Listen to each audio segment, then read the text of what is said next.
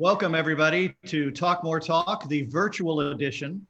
We're thrilled to be here with you tonight. And we've already got a growing crowd, a throng ready to talk about this special Beatles night for our special virtual edition here at our podcast, video cast tonight. I'm Ken Womack, and I'm joined by regular hosts, Kit O'Toole, the queen of all Beatles media, me, Mr. Mayo, Tom Humyati, Ken Michaels, and I think that's actually everybody, and a cast of thousands who are behind us. And tonight we're going to be picking our favorite solo Beatles work and sharing those with you. And be sure to pick apart Ken Michaels as he shares his various ideas. Really, it doesn't have to be limited to just the songs. It could be anything. You know, it could be the decor in his office that you see there. So he welcomes all questions, concerns, and criticisms. And we're going to start. As long as they're constructive. Yeah, they don't have to be. Come on. Most importantly tonight, I know I speak for my colleagues, wishing you and your families great safety during this unprecedented time. And hopefully you're getting lots of time to spend meaningful moments with your Beatles and engaging with the most important texts of all time. So thanks for being here. And I believe up first is Mr. Mayo. Oh, thank you very much, Ken. Let me say first, it's a pleasure to be able to be on with you for the first time, and glad to have you here. I'm going to be talking about George Harrison, specifically my top 3 George Harrison songs. Not an easy task for any of the solo Beatles, and I had to narrow it down. These may not be my very favorites, but they're the 3 of the biggies. To start with, I went with Give Me Love, Give Me Peace on Earth. Popular single by George, one of his biggest tracks. I find it very spiritual, a lot of hope, especially these times. I think it helps, depending on how you feel, about if you're a believer or not. I happen to be, not everybody is, though I think the song still works for those. It's an uplifting song no matter what, and I love the guitar in it. Great guitar work in it, and it always makes me feel good when I happen to catch it on the radio, and it's a track that thankfully is played quite frequently on the radio. All right, so that's my first pick of the 3. Secondly, I picked Cheer Down, which is a little more of an obscure track, I would say, co-written with Tom Petty. Love the slide guitar. Lyrics are kind of humorous. Got George saying some funny stuff like, if your dog should be dead, I'm going to love you instead. And when your teeth drop out, you'll get by even without taking a bite. Things like that. So I get a kick out of it. It's a kind of tongue-in-cheek song, but I really love the way the slide guitar goes throughout, and it's a favorite track of mine. And let's say very difficult, but for the top 3, I went with All Things Must Pass. I mean, I couldn't pick the whole album, right? I mean, the 3 could have been from there, right? Trying to break it up a little. These days, especially with the coronavirus and everything, we like to think that there'll be better days ahead. I think it really hit me as I was thinking of my titles here. And it's a basic philosophy, obviously. Sunrise doesn't last. It's going to have sunset and back and forth. But I just like the whole vibe of the song, the feel of the song, knowing that it had its roots as a Beatles track that they tried to work on and stuff. It just really is up there. It's near the top. Very hard to pick 3 songs, but I racked my brain and came up with it. So those are my 3, and I have a couple more if time permits. Well played with the rack my brain line there, Joe. You noticed that, didn't you? Yeah. I did, yes. Very well done.